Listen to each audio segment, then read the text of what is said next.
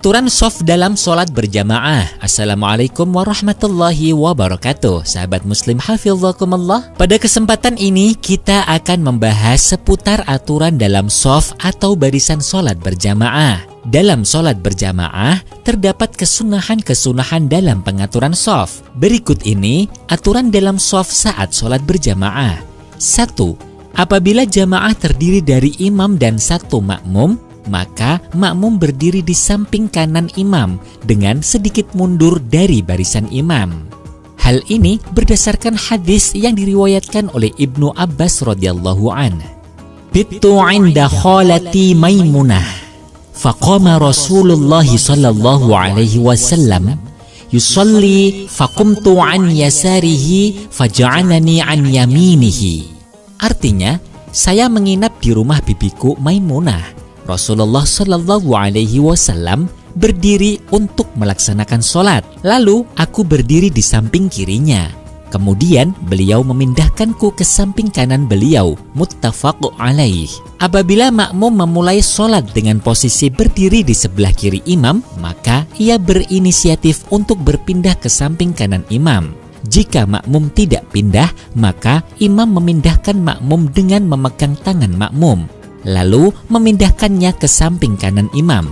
Baik imam maupun makmum masing-masing harus menjaga gerakan yang dilakukan supaya tidak justru sampai membatalkan sholat karena bergerak 3 kali secara berturut-turut. 2. Apabila sholat berjamaah sudah berlangsung dengan susunan imam bersama satu makmum di sebelah kanannya, lalu datang calon satu makmum berikutnya, maka makmum yang datang terlambat ini berdiri di samping kiri imam. Setelah ia melakukan takbiratul ihram, imam bisa maju ke depan atau kedua makmum yang mundur ke belakang dengan membuat shaf baru.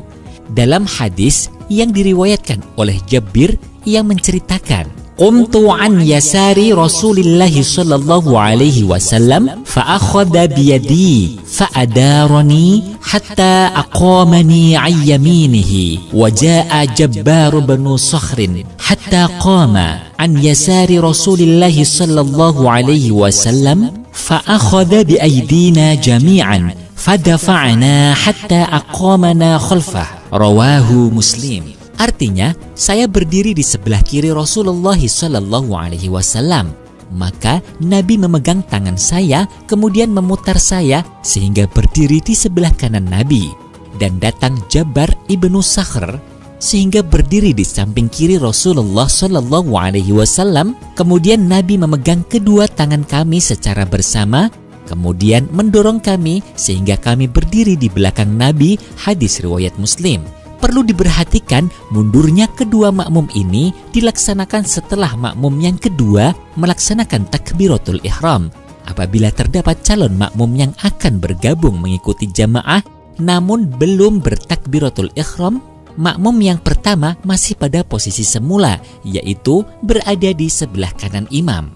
Sahabat muslim, pilihan antara imam yang maju atau makmum yang mundur pada sholat jamaah seperti ini perlu melihat lokasi yang paling memungkinkan. Apabila di depan imam ruangannya longgar, sedangkan di belakang makmum tidak cukup ruang, maka imam yang maju ke depan.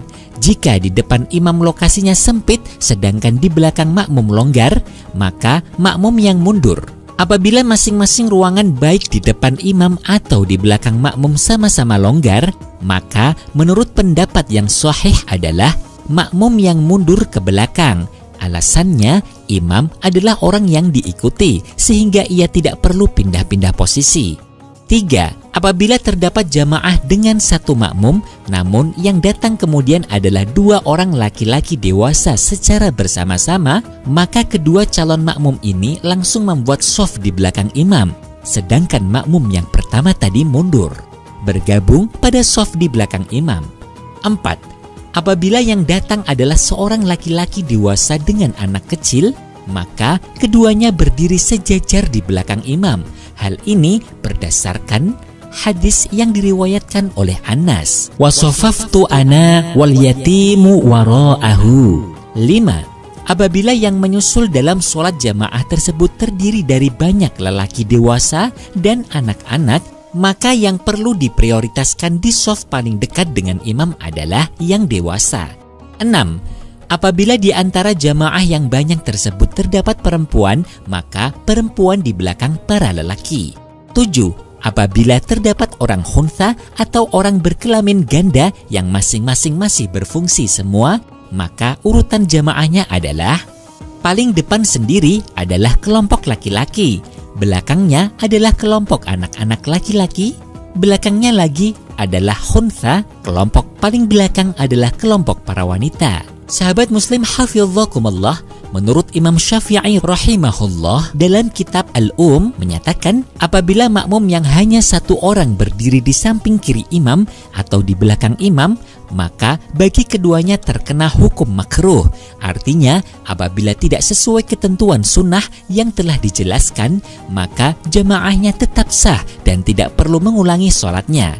Begitu pula apabila makmumnya 2 orang namun keduanya berdiri di samping kanan imam atau di kiri imam semua, atau ketentuan yang dijelaskan dalam aturan shaf tersebut tidak dipatuhi, maka semua sholatnya sah, namun hanya terkena hukum makruh saja. Nah, sahabat muslim hafizakumullah, demikian ini penjelasan tentang aturan shaf dalam sholat berjamaah. Semoga bermanfaat. Amin. Wallahu a'lam bishawab. Wassalamualaikum warahmatullahi wabarakatuh.